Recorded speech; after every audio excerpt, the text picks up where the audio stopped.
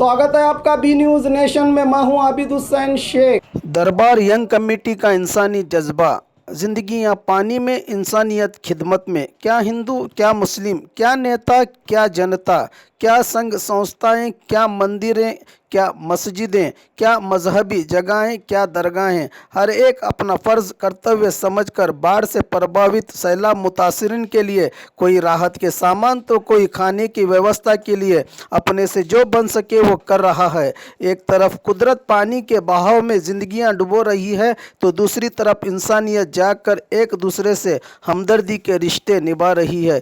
यही इस सेकुलर भारत की पहचान है, जो इंसानियत से उठकर हमेशा ऐसे हालात में एकता का संदेश दिया है। आज बीजापुर के दरबार गली में स्थित दात्री मस्जिद से दरबार यंग कमेटी के जिम्मेदारों ने ज़रूरतमंदों को राहत का सामान पहुंचाकर इसका पैगाम दिया।